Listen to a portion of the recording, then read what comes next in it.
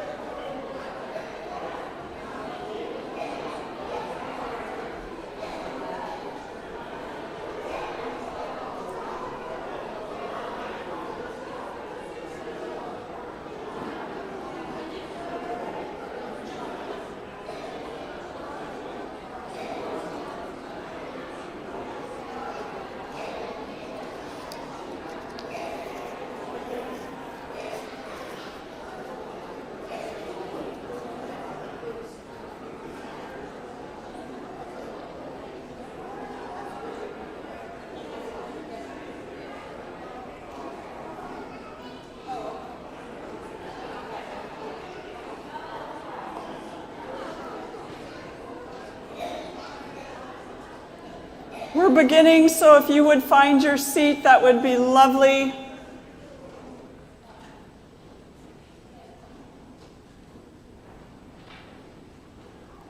It's like this before church, too, so I'm used to it.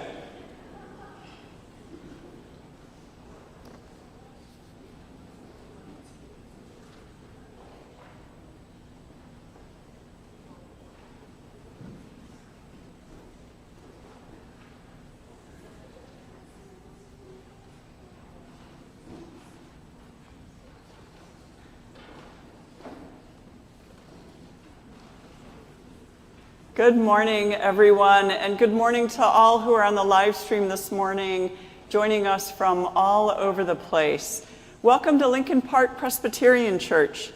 My name is Beth Brown. My pronouns are she, her, and I'm one of the pastors here. For those of you who have never been here before, we are a community of people drawn together by our longing for a world in which everyone can thrive. A world in which all are treated with dignity and respect, and a world in which how we live together is more important than what we believe, because if believing doesn't manifest in doing, it means very little. I wanted to spend a minute talking about what we are doing here together today. When I was a kid, when someone died, people went to a funeral. Everyone knew that you were supposed to wear black and be ready to be somber and cry because funerals were all about the sadness. At some point along the way, the word funeral was changed to memorial service. The memorial service was what it said, remembering the person, but still infused with much sadness and grief. So we would talk about all of the things that we would miss about that person. Eventually, at least in this denomination, the Presbyterian Church, we started realizing that just gathering to express grief and sadness wasn't quite enough. People who were in the dying process would say, I don't want people getting together to just be sad. I'd rather have them remember me as I was alive. So we took that to heart and realized that what most people want after they die, not that they always get what they want, mind you, but what most people want is a celebration of some sort. They want to know that people will remember them and honor them for how alive they were and what they did with their lives. As we celebrate Anne's life today, we make room for and invite every and all emotions that may come up. Whatever you end up feeling during this time is welcome. Celebrations are like that. No matter what kind of celebration, there is rarely just one emotion. Think about all the people that cry at weddings and graduations. There will be sorrow. There will be celebration, but most importantly, there will be love, the kind that never ends. And may it be so as we continue celebrating the life of Anne, as we stand in body or spirit and sing hymn number 469 in the blue hymnal, Morning has broken.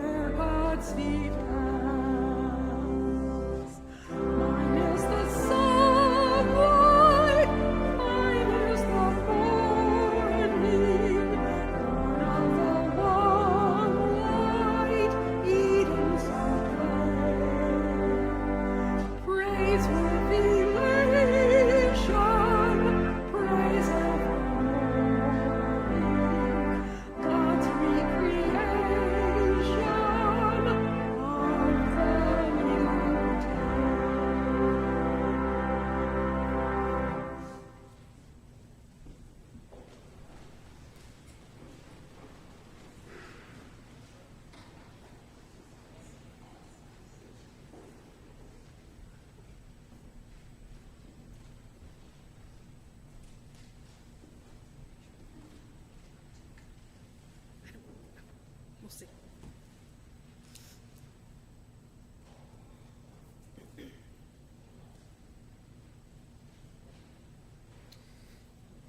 Everyone then who hears these words of mine and does them will be like a wise man, thank you, who built his house upon the rock.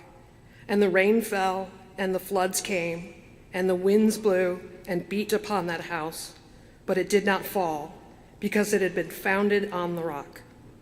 And everyone who hears these words of mine and does not do them will be like a foolish man who built his house upon the sand. And the rain fell, and the floods came, and the winds blew and beat against that house, and it fell. And great was the fall of it.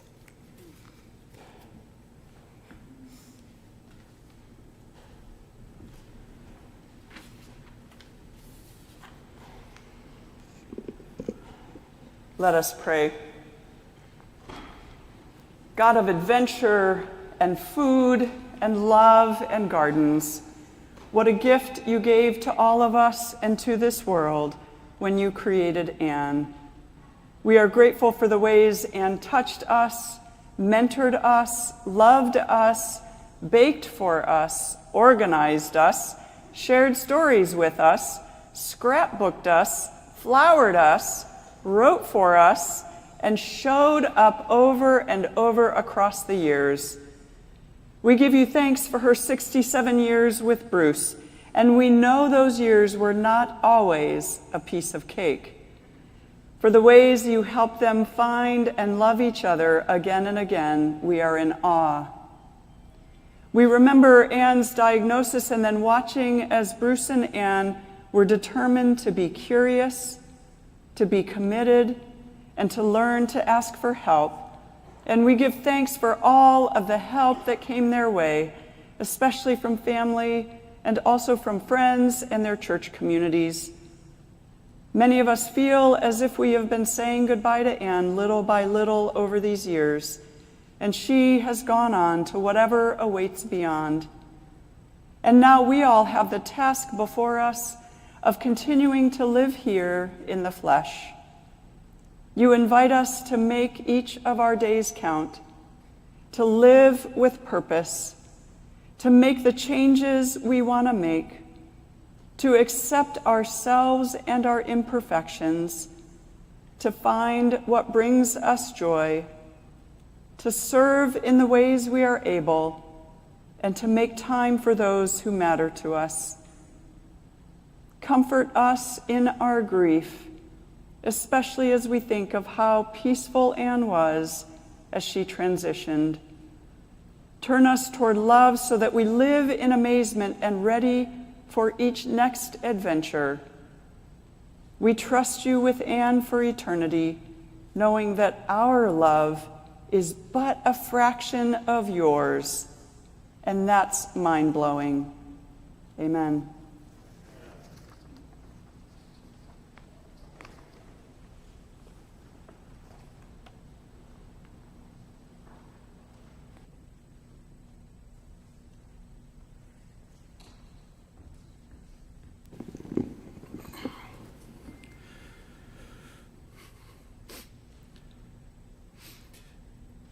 And if you give yourself to the hungry and satisfy the desire of the afflicted, then your light will rise in darkness, and your gloom will become like midday.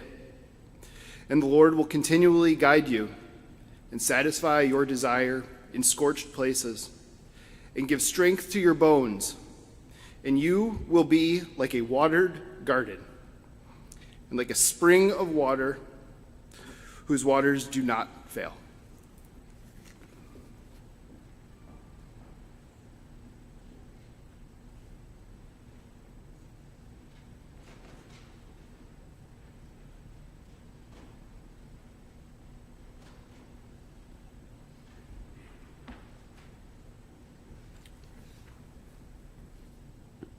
A few years ago, Anne was going through a bad time. She was worried that she didn't contribute enough to the world. She wondered if anybody would notice if she wasn't around anymore. Obviously, a number of people have. And what I did at that point, because I knew that she had contributed so much, I started a document on my computer called Anne's Legacy So Far. And I want to share that with you this morning. Anne's legacy so far. Homes in Worcester, Ohio, Edinburgh, Scotland, and Chicago, Illinois, where strangers felt welcome and everyone thrived, and it was built on a firm foundation. Rooms in these homes that encouraged creativity and exhibited beauty. Kitchens that looked good and smelled good. Gardens that kept surprising all who viewed them. Daughters who admire her and whom the world admires. Colleagues who always knew they could count on her to deliver far more than she promised. Associates who assume she can manage any project and leap tall buildings in a single bound. Grandchildren who delight in conversing at her kitchen table. Sons-in-law who wisely trust her culinary judgment. Scrapbooks that capture her experience from the beginning, 57 of them. Photos that demonstrate a really good eye and a knack for arranging them artfully. A persistence that outlasts the easily distracted child or husband. An album of cakes for all celebrations. Some wacky and wonderful ideas for new food creations. A wedding dress that looked elegant on her and on her granddaughter. Flowers always on the table. A grace-filled marriage that endures. Here, more than 10 years of getting to know you articles for the church newsletter. A book, Pickles and Ice Cream, a nutritional guide during pregnancy, read by Princess Diana when she was pregnant with Harry. Articles and photos in Sphere magazine that are still relevant. A willingness to face Alzheimer's diagnosis realistically and to serve as an ambassador for the Alzheimer's Association. Finally, journals that document all the above. It's a grand legacy, and I'm really proud and grateful to be part of it.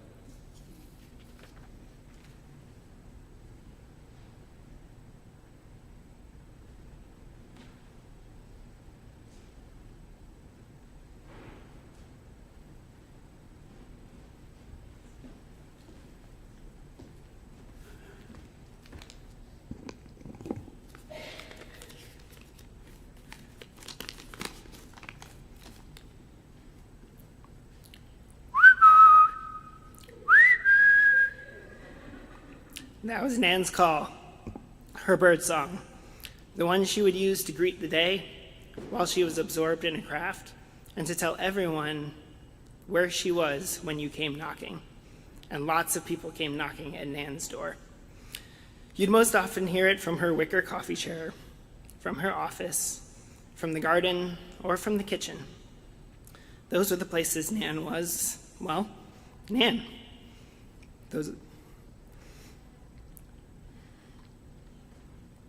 Those are the places that defined her life.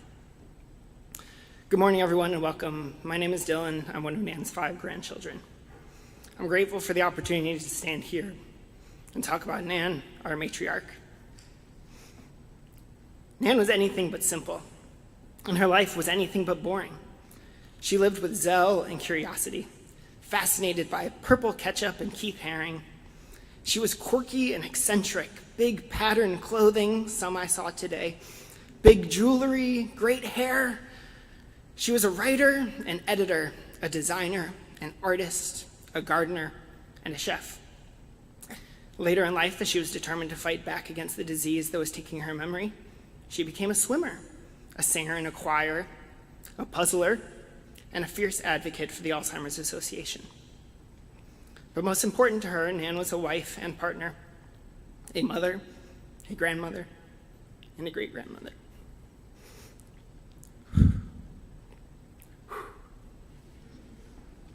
She was a Renaissance woman, a renegade for her generation. She married at 20 because she wanted to live with Grandpa, and it was the only way Worcester College would let her. She was an intrepid adventurer. To kick off their postgraduate marriage in 1959, she and Grandpa rode their bikes for 5 months all across Europe, sleeping in a little Dutch tent, as they called it, and sharing meals with new friends, Hank, Hans, Marcelo, and many more. She was a feminist and an anti-racist. She rode down to Alabama in 1965 to join the Selma to Montgomery March across the Edmund Pettus Bridge and fight for passage of the Voting Rights Act.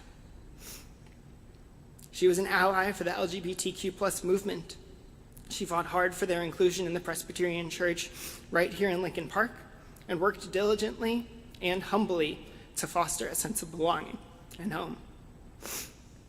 And she was a total freaking hippie. She drove a VW bus, she took her daughters camping in the summer, and she explored the Ansbarigo Desert with Grandpa. I share these moments because they are what inspire me to be my best self, to put others first, to live a life of service and compassion, to listen deeply, ask good questions, and to always leave time to adventure and explore. Those are the big moments, the ones that make us say, wow, that is really some life and some legacy. But life is not lived in just those big moments. It's in the everyday, the monotony, the small joys and little wins. The plaque in their bathroom right above the sink, she would see every morning, first thing, read, "What good shall I do this day?"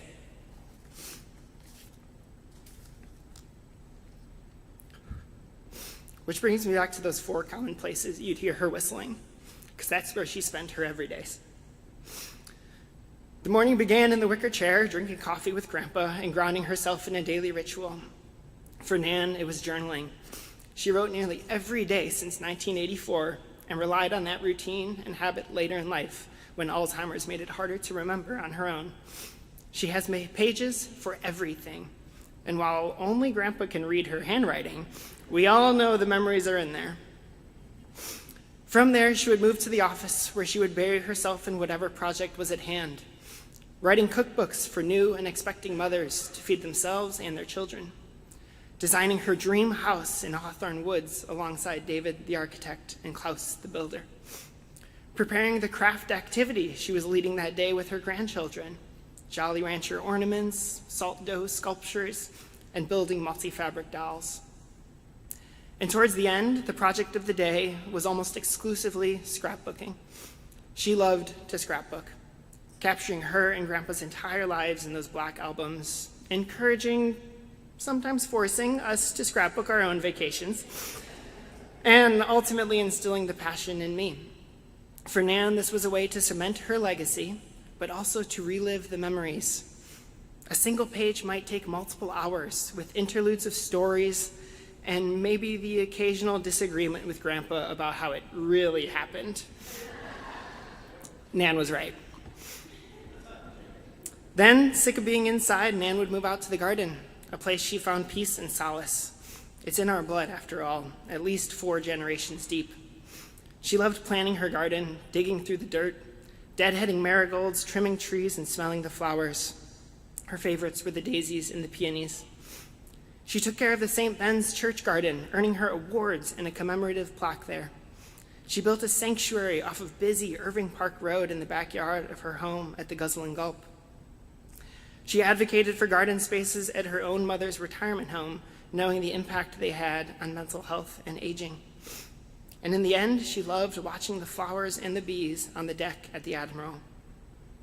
When I think of Nan, I often picture her hands in these thick garden gloves and knees wet and dirty from the mud, maybe a little mud on the face as well. Finally, after a long day, Nan would retreat to the place where she was most skilled, the kitchen. She loved to cook and to bake, making extravagant cakes for birthdays and pies for holidays.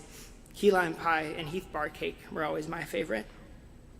And she shared that love with her friends and her family. For me, she must have noticed something early on, because I was probably the only 10-year-old to receive pots and pans and a yearly subscription to Cooks Illustrated for Christmas.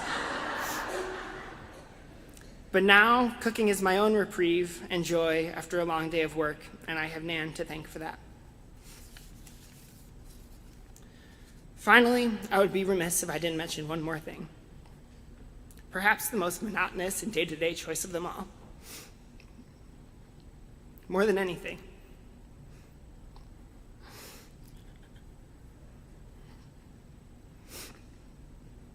my biggest takeaway from Nan, the lasting memory, is the relationship she had with Grandpa.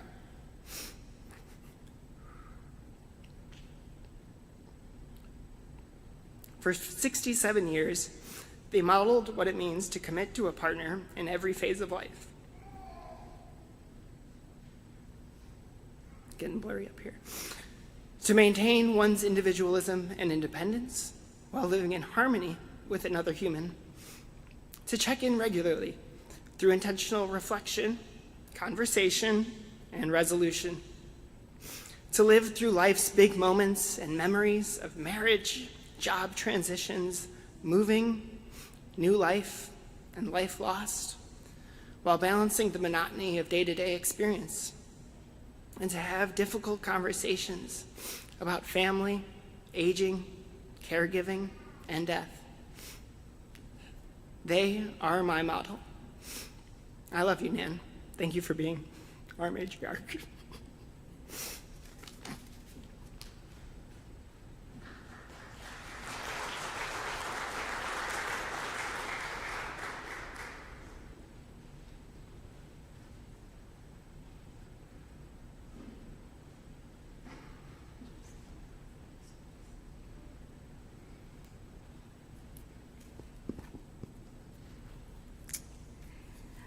Good morning. I am Mary Abbott Hess, and I had the pleasure of knowing Anne for 50 years.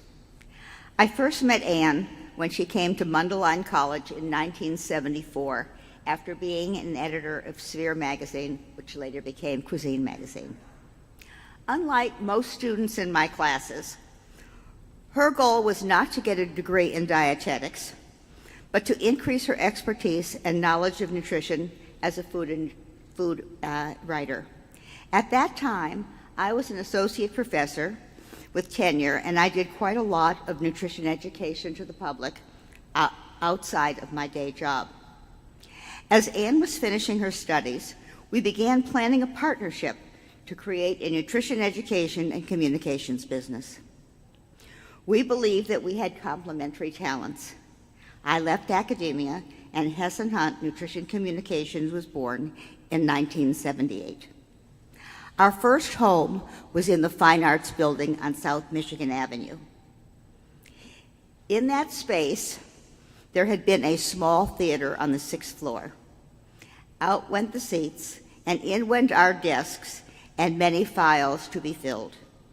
We became fast friends, spending every workday together with good lunches and fresh flowers on our desks from day one. Anne loved the creative aspects of developing our first brochures, and it soon became apparent that we had very different approaches to projects. I identified a problem and was very focused on getting a solution as quickly and efficiently as possible. Anne loved the process. She loved all the steps in between. She made corrections and improvements until moments before deadline. She did most of the research and everything administrative. Our expanding files with our new Selectric typewriter got quite a workout. I became active in professional organizations and networks so that we could get free professional expertise and develop contacts that would lead to jobs. It was the classic inside-outside partnership. We discussed everything and found that sharing ideas created solutions and outcomes which we were both proud of. We were both blessed with very supportive husbands, had daughters, and we valued work-life balance. Anne was involved with her church, Ghost Ranch, a retreat center in New Mexico, and various creative outlets. We were both very food-focused, both in our professional and personal lives. We talked about everything. We thought of ourselves as sisters. I had previously co-authored a very successful book for people with diabetes, and that gave us an idea. We were looking for ideas to keep us both busy and have some financial success. Looking for the project to work our work hours, we realized that there was only one book on the market that provided a couple of chapters on nutrition guidance during pregnancy. We decided that there was a great need for a more comprehensive approach to this and advice, and we spent a full year writing Pickles and Ice Cream. The softcover edition was retitled Eating for Two. A subsequent book, A Healthy Head Start, a book for young children and what to give them that they could eat beside the classic mac and cheese, which was the big thing at the time and still remains partially. This book was published in 1990 and was illustrated by Anne's sister, Marion Stevens. There are several copies here that you can see afterwards. We did many projects and for public relations firms and food companies, but our major client for many years was the City of Chicago Department on Aging. For them, we wrote cycle menus, food specifications, evaluated feeding sites, and even compiled a senior cookbook. But the most fun for Anne was developing a series of posters that provided nutrition education in a fun way with games and graphics. The problem in working for the City of Chicago was getting paid. They were always months behind, and we had to pay our subcontractors every week or two who did the site evaluations of the 120 feeding sites throughout Chicago. By the end,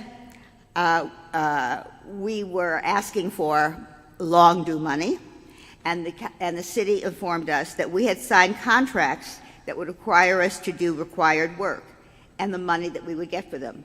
But there was nothing in the contract that said that when we would get paid.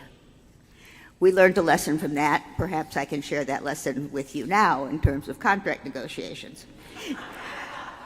In the early 1980s, we moved our office to the North Shore, as Ann had then moved to Long Grove and I was living in Winnetka. We hired a recently graduated dietitian to do nutrition counseling as an added service, and we also tried to do guided supermarket tours. Neither of those was successful.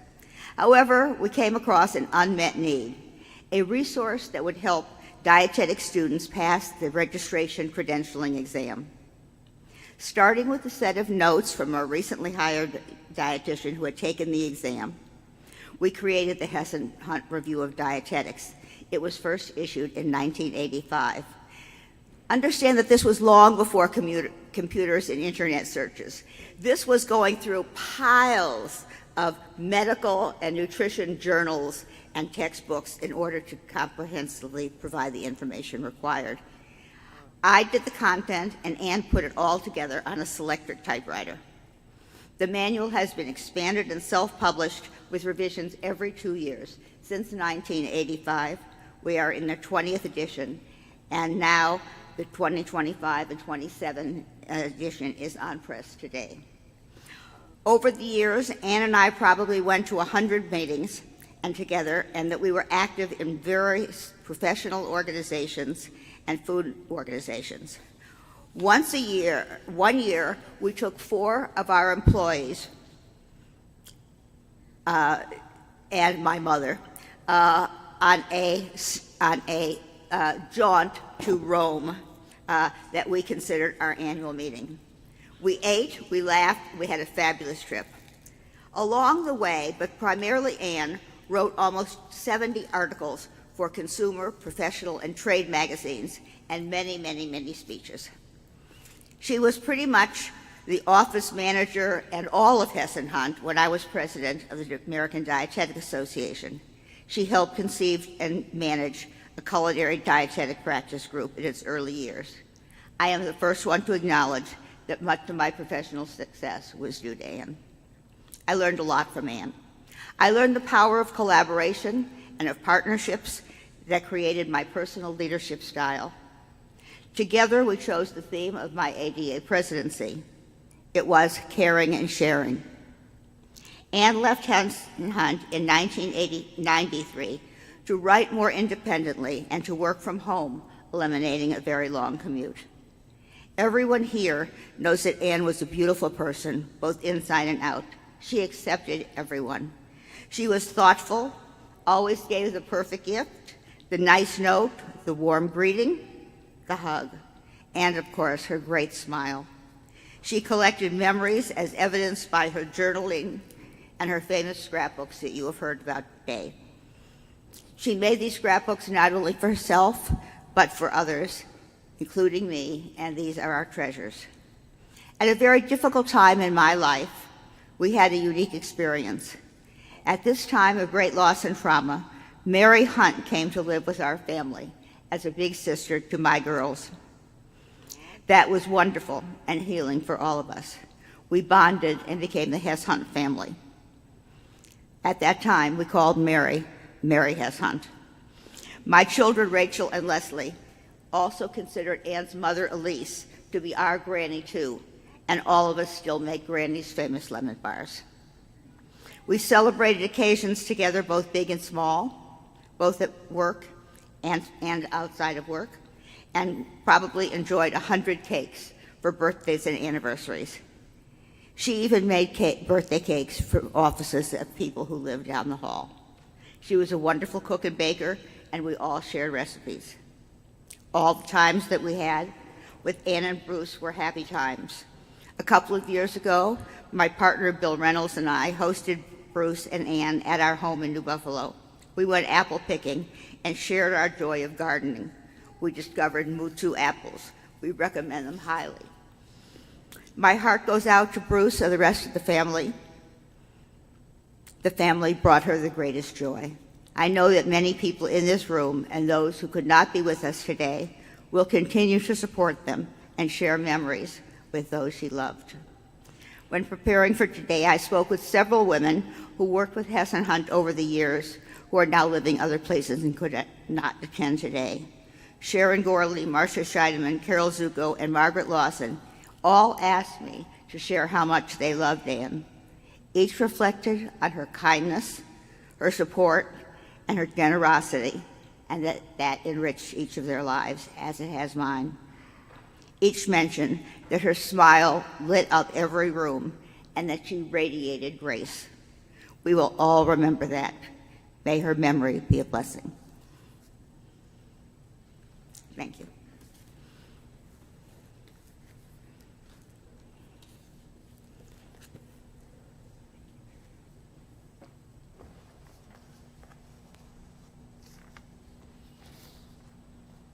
Barry Smith is not mentioned in your bulletin, but he is going to also participate in this section of celebrating Anne's life.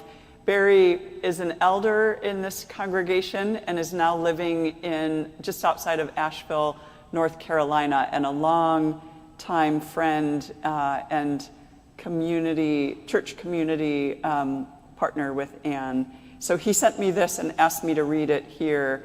So you can wave to Barry. He's on the live stream, I'm sure. In the introduction to the 1994 Lincoln Park Presbyterian Cookbook, editor Anne Hunt wrote, "Food has always meant more than assurance of proper nutrition. As many of you know, Anne was a superb chef, and much could be said about her culinary gifts.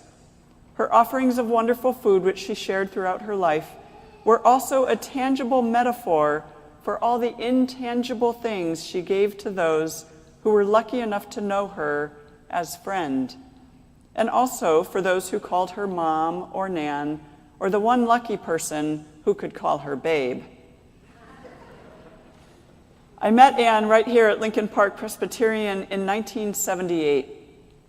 I have memories of her involvement with the St. Nicholas fairs, the famous luau's, the antiques fairs, the fall galas, and being the longest-running columnist for the church newsletter, where she wrote her Getting to Know You interviews of 208 congregants over a period of 18 years. Barry's the church historian, which is why we have these facts. And all those fabulous cakes. I will never forget the cakes she crafted in the shapes of the church building and later the organ during our centennial year in 1988. She also made artistic cakes for many of my milestone birthdays and for John's birthdays too. John is Barry's partner. One of my most treasured memories of Anne was when she and Bruce were on an informal support committee for me in 1982 and literally took me under their wings. This congregation was trying to decide whether I, as an openly gay man, could serve on our church board in what would be, at that time, a challenge to Presbyterian polity. In worship one Sunday, in advance of what promised to be a tense congregational meeting to vote on new elders, I was terribly anxious, and Anne turned to me during the passing of the peace, grasped my hands in hers, and said, "You're in our prayers." It was such a simple gesture, but it meant so much to me. Anne did not know what was going to happen at the meeting, and she couldn't solve all the gay rights issues in the Presbyterian Church, but in 4 words, she made a big impact on me in a moment's time. What a gift to be able to be present for people needing a word of assurance or affirmation. There are so many stories and memories I could share, but to sum up, here is what John and I posted about Anne on our Facebook page in December. We lost a dear friend and mentor this week, Anne Hunt.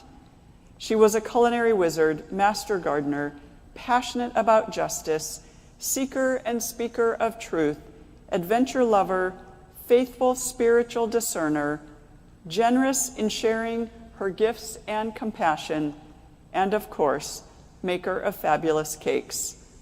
Our world is a better place because of Anne and her presence in our lives.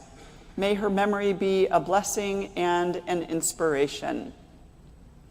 We're going to have some special music now, and as we get ready for that, I want to let you all know that you're going to have a chance to say some very quick words about Anne. We're going to go around with some microphones. You do not get to take as much time as Barry Smith took in your comments because there might be many of you who want to say something. So if you want to be thinking over what you might say that would be very brief about how you would celebrate Anne and appreciate Anne, that would be lovely. And for those of you on the live stream, if you want to put a couple things in the live chat on YouTube, we can read them into the sanctuary here.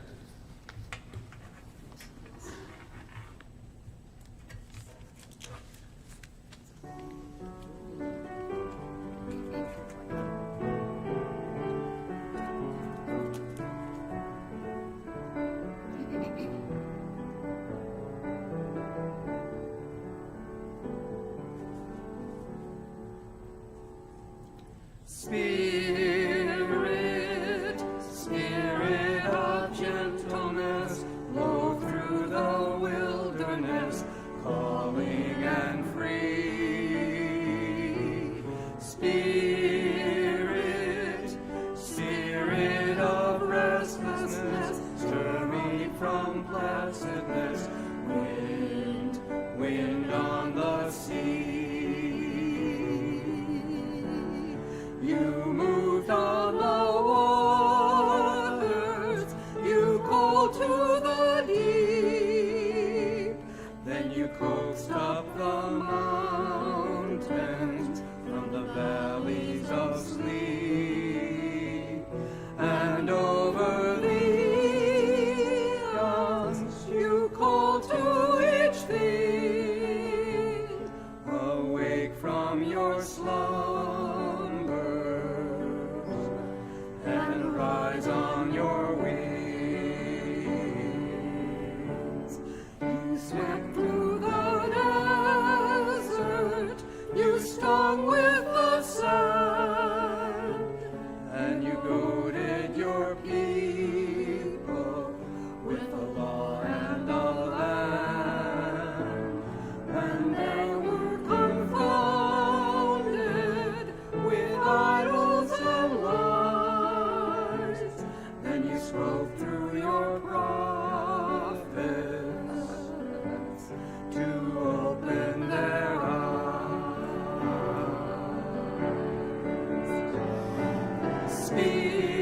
Spirit, Spirit of gentleness, blow through the wilderness, calling and free. Spirit, Spirit of restlessness, stir me from placidness, wind, wind on the sea. You sang in a stable, you cried from a hill, then you whispered in silence when the whole world was still, and down through the city you called once again, when you blew through your people on the rush of the wind. You call from tomorrow, you break ancient schemes from the bondage of sorrow.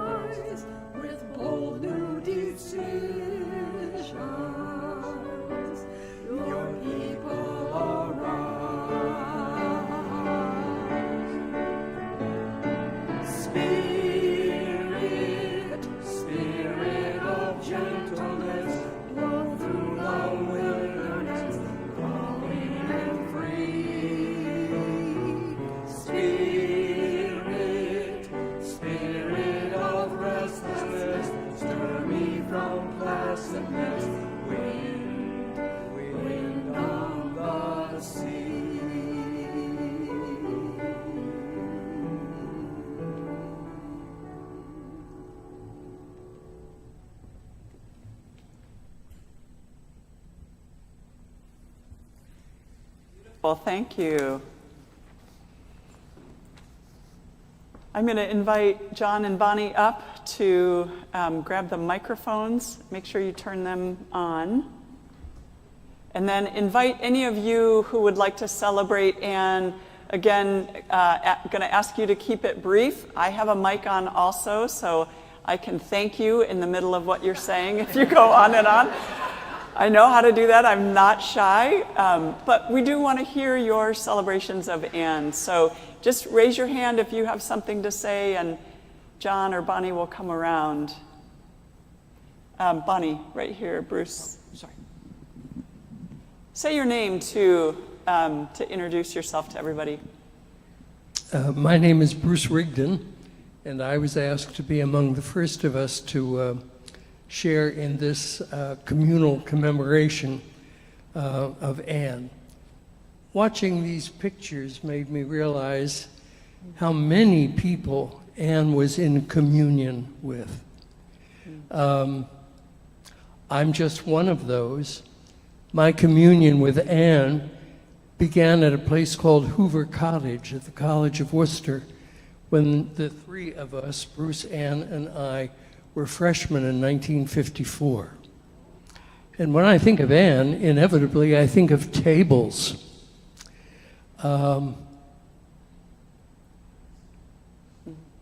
Beyond Worcester, when we came to live in Lincoln Park, it was always a special night to get an invitation to Bruce and Anne's house because you knew it wouldn't just be an ordinary dinner.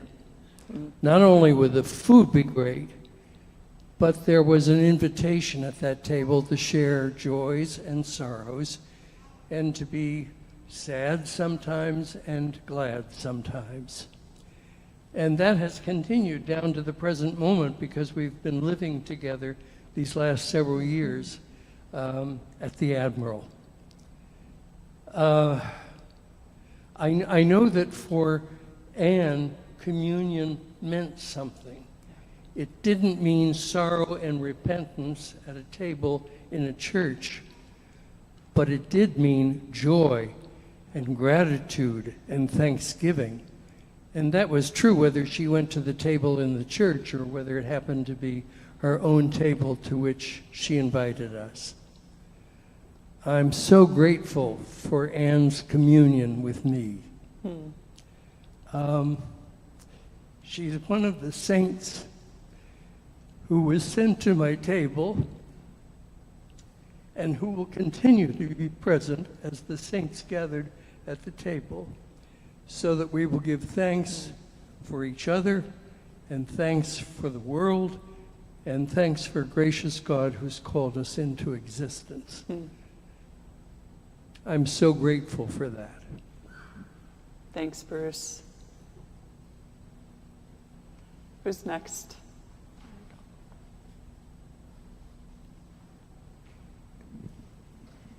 I'm Susan Wislow. I was lucky enough to be her next door neighbor for many, many years. When someone needed a hand or support, rather than ask, how can I help? Anne just instinctively was there, supporting and helping, and just made it seem like a normal day. And she did it for me many times. Thank you. Thank you.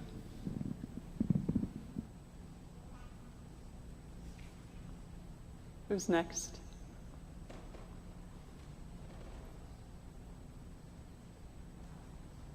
My name is Elliot. I am Anne and Bruce's oldest grandson. When I was a kid, going to Nan and Grandpa's house out in Hawthorne Woods was always like going on vacation. It didn't matter if we were there for one day, a weekend, or a whole week in the summer. Nan and Grandpa always made our visits so special. They had, after all, built a home on the lake in which they could entertain their growing family for years to come. They would go swimming with us, take us out on the pedal boat, and buy us the coolest Nickelodeon toys like Gak and Floam, and play with us, too, as gross as it was. And then treat us to some of the weirdest, funnest food, like crispy sunfish tails and purple ketchup. It was the best. When we got older, us kids got busier on the weekends, and it made it harder to visit them in Hawthorne Woods. Nan and Grandpa made the decision, and a difficult one, to move closer to their family in the city, and I'm grateful that by having them close by, I was able to deepen my relationship with them in the second decade of my life. A few months ago, before Nan passed, I found myself telling, my 5-year-old daughter Florence about all the fun things Nan used to do with us. Like play with floaty noodles in Lake Leo and have puppet shows from their second floor balcony. She smiled along with me as she listened. But then she started crying shortly after. I was surprised, of course. So when I asked her why these stories made her sad, she told me that she was sad because she would never know Nan the way I did. It broke my heart, and we cried together for a while that night. I'm sad that my children won't know Nan the way I did as a kid. But by remembering those times with Nan, I know what kind of grandparent I want to be to Florence and Freddie's kids someday. Thank you. Thank you, Elliot. John.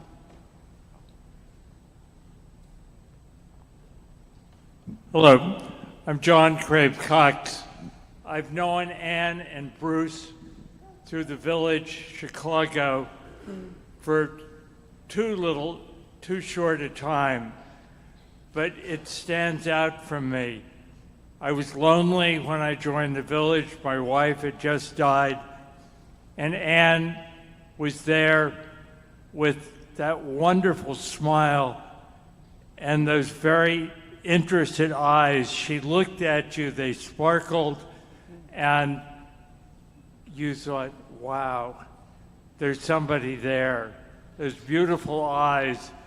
Poor Bruce, right now, he's got a lot of fuel and memories to live on. But those eyes, that was a secret weapon of Chicago. They could launch 10,000 ships. Ann was something. Thank you. Thanks, John.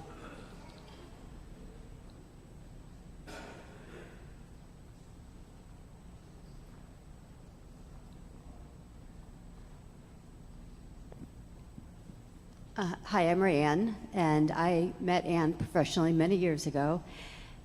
And I really loved her energy, and over time, the professional relationship became more personal, and we used to attend the Culinary Historians of Chicago meetings on Saturday mornings because she, like me, was so very curious.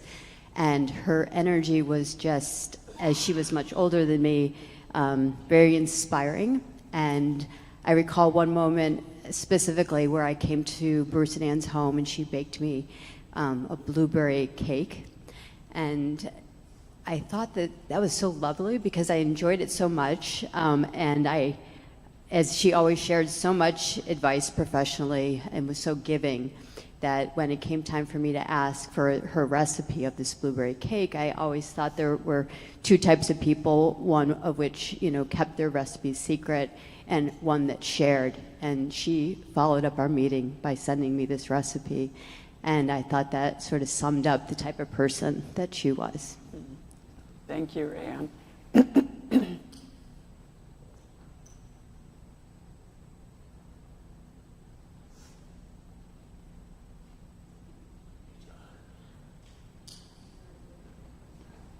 Can't hear. And I'm a cousin of Ann's, and I didn't really get to know her too well until we had a family reunion in 1988. My mother, Hilda, was cousins with her mother, and in getting this reunion together, she kept saying, "You've got to meet Ann Hunt. She is just so wonderful. I'm so sorry we haven't kept up with her." But since then, we have gotten to know each other. I live in Wisconsin, and my parents, in their age, came to live close to me, and so we had much more contact with Ann and Bruce, which has been wonderful. And the relationship has extended to the generations where my daughter is friends with her granddaughters. So we will certainly miss Anne and her smile and all her ideas and marvelous recollections of the family. Beautiful, thank you.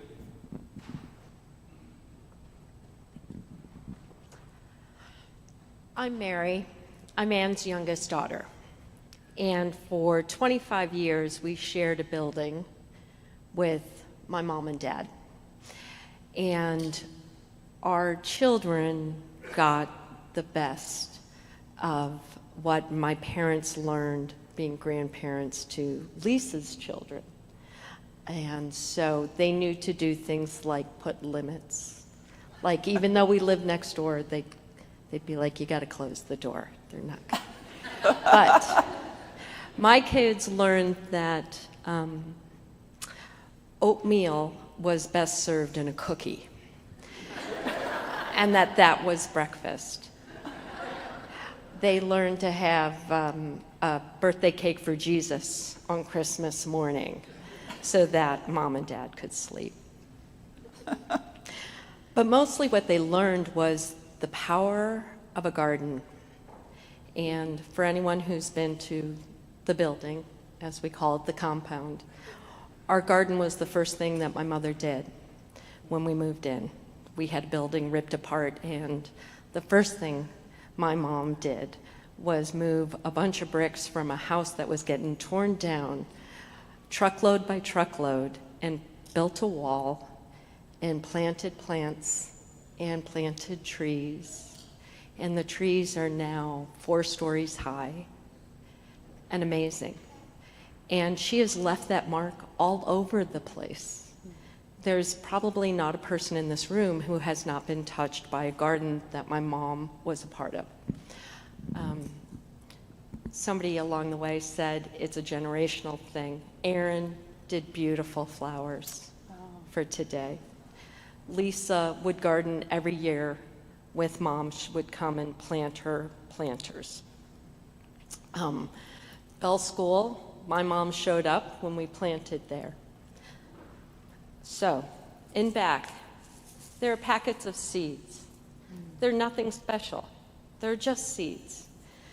But I encourage you to grab one on your way out today and put a little beauty, because my mom believed in the power that a garden could heal.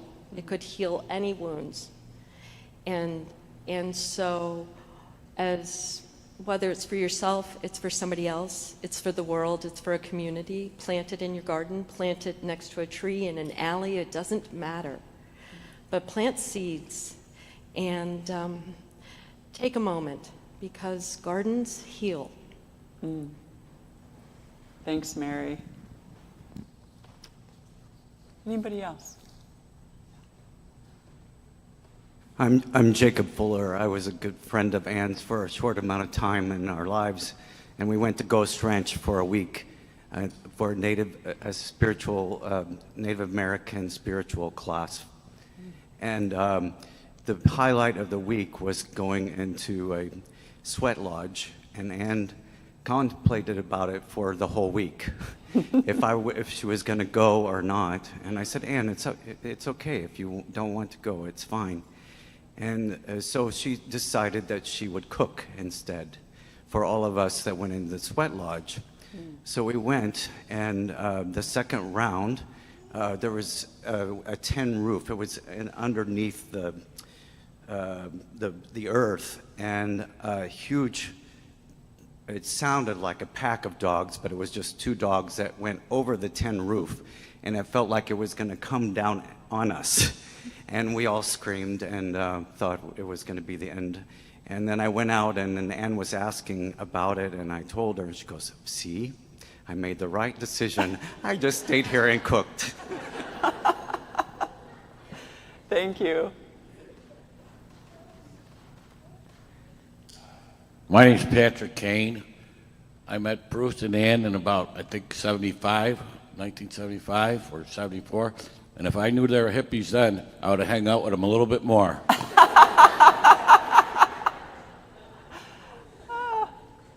I'm Molly.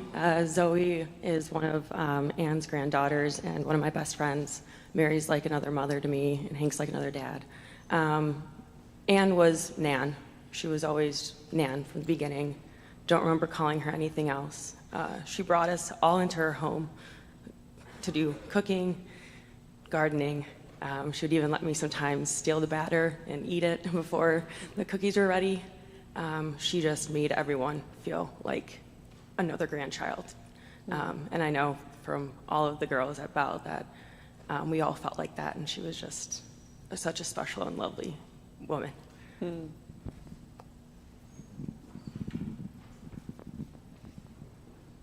Anybody else? Is there anything online, Chungers? No? Okay. Great. Last chance, I'm going to share some words to kind of wrap up this piece. Oh, yeah. Okay.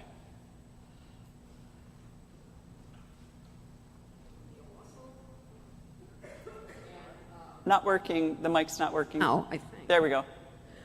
Gail Russell and Bruce and Ann were mutual friends of ours, and we heard all about them before we really met them.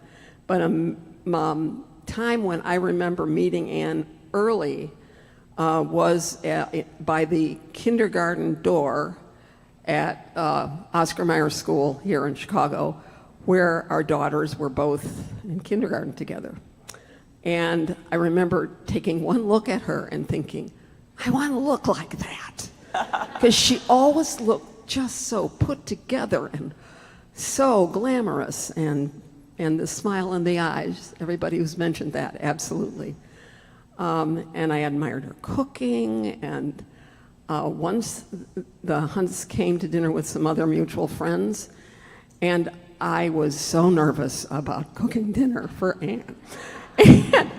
And I found this interesting dessert recipe in the newspaper, and I made it, and it was a disaster. And I'm a pretty good cook, but that dessert was a disaster. And Ann said, and where did you get it? I said, from the newspaper. And she said, was there a name by the recipe? And I said, let me look. And I went back to the kitchen and looked. And no, there wasn't. She said, never use recipes that don't have names by them. So that was a lesson.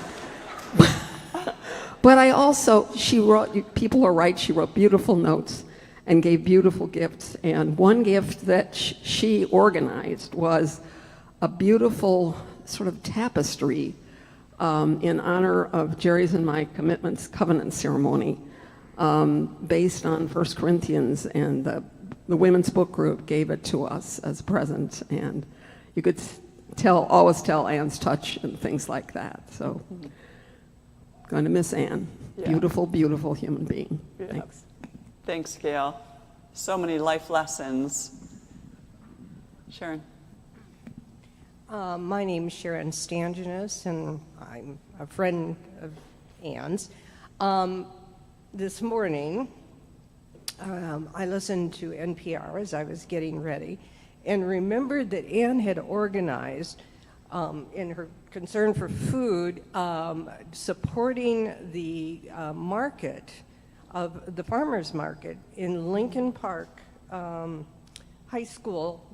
It was one of the early farmers markets in Chicago. And in true Ann fashion, and I'm not sure whether it was the book group, we were part of a book group, many of whom were from Lincoln Park Presbyterian Church. She said, this is a great opportunity. We support them. Those farmers none of the restaurants or down there on Halstead Street are open. They arrive early. We provide coffee. We sell it to the people who come to the farmers market. We're going to make money for the church. We're going to have money for the women's retreat. So our standard procedure was these giant pots of coffee where we would take turns brewing it at 5:30 in the morning or something like that at our homes, because our homes had electricity. There was not that at the farmers market. We'd run these down, plus somebody would buy donuts and that we could sell, and set up a coffee table at the farmer's market, all the vendors would come running towards us for our, whatever, 50-cent, 25-cent coffee, can't remember. And it was a very interesting service. We got to know them. They got to expect us. We got a lot of interesting, well-wishing greetings from customers who came every morning. And I think every time I listened to Scott Simon on NPR, an early morning show, I think of all those good times we had getting ready to go to the farmer's market and serving there. Wow. Thanks to Ann. We know who to come to if we need to raise a little money for the church. That's great. Who knew coffee would do it? All right, I think we're going to wrap up this portion. Obviously, we will have so much time after today to continue to share memories with each other and with Bruce and with all of the family. So keep whatever you were thinking you might say in your mind, and let's continue to share. I echo so much of what has been said and want to add a story about Anne that I think is an invitation to the rest of us. Before Anne was diagnosed with Alzheimer's, Bruce asked me to come by the house and visit with Anne because she was down. It was always a treat to sit with them at their table, and on this occasion, Bruce made sure to come in and out in case Anne wanted to share anything with me that she might not want him to hear. Anne said she was feeling lonely and then offered this explanation. I've never been good at making friends. That's why I don't have very many. I want you to just look around this room for a minute. I was almost laughing as I saw all of you coming in and just thinking, oh my goodness. When she said it, obviously, I thought she was joking. I was a terrible pastor for her. She had, over the years, amassed many friends across all kinds of organizations, groups, and even churches. When I realized she wasn't joking, I began to understand how differently she saw herself than how other people saw her. Anne was someone who had a long memory for her mistakes and a short memory for her victories. When we would have conversations about her beautiful family, she would often mention the ways she thought she could have been a better mom, a better spouse, a better Nan. I talked to her about how life is meant to be a whole series of mistakes, because that's actually how we learn, by making mistakes. On my way here this morning, I was thinking about Anne's legacy. All of you who are her family and friends, you probably also experienced how hard she was on herself. It's possible she was also hard on you at some point, because that often comes with it. The invitation to all of us, particularly in this moment in history, is to consider changing the narrative away from perfection and closer to acceptance.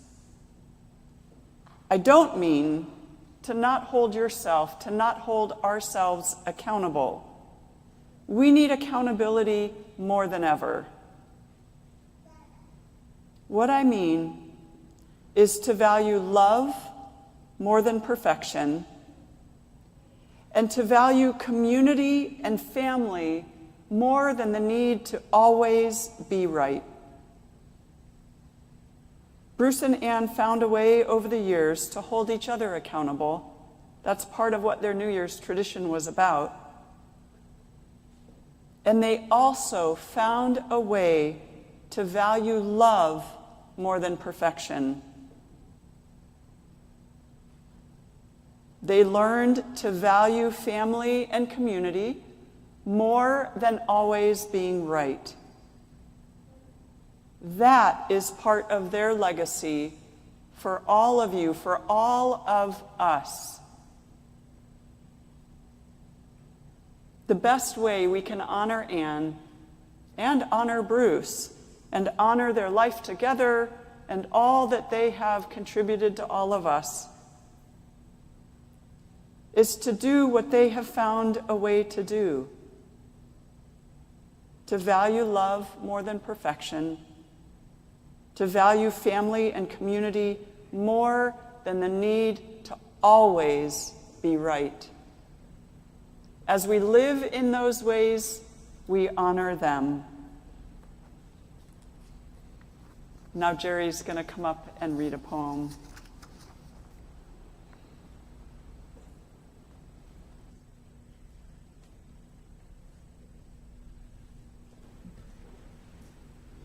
My name is Jerry Holmesy. I'm a member of the congregation here. About 60 years ago, I was a college boy on the editorial board of our college literary magazine, along with a bunch of other fellows. We swapped poems and stuff and thought we were the greatest writers there ever were. One of the editors was a guy named Mark Tochin. Mark, after college, left for Oxford and then to medical school. Me, I went off to a war. Recently, a few years ago, the band got back together again on Zoom. And there was Mark, along with his wife, Helen, also a doctor. Mark has published several volumes of poetry, and he's just a great lyric writer. And I told Bruce about Mark, and one of his volumes has much to do with his life with his beloved wife, Helen, who suffers from Alzheimer's. When Mark offered me a volume of his poetry, I passed it along to Bruce, and a short time ago, Bruce asked me if I could read one of his poems at this celebration. I spoke with Mark, and Mark said, "Hang on, I will do something for my brother Bruce, and I mourn Anne's passing." And he revised the poem that Bruce had selected and dedicated it to Anne. And the name of the poem is "What's a Gardener?" dedicated to Anne Hunt. So what's a gardener? Someone who tends, someone who cultivates. Plants to eat or plants to view like living art, an ornament for our day, enrichment for our bodies or souls, a boon to our lives provided by the gardener. So what's a writer? Someone who tends written words that are cultivated to read, to view like living art, an ornament for our day, enrichment for our souls, a boon to our lives provided by the writer. Madam Writer Anne, you are also a gardener tending gardens of beauty, as you wrote. We are all gardeners tending this landscape, this refuge we share.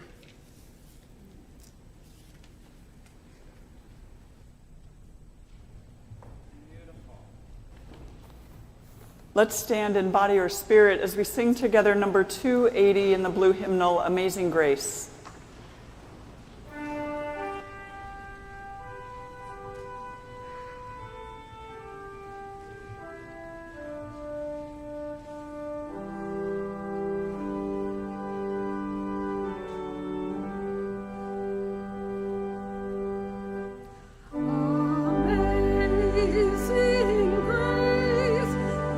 Sweet the sound that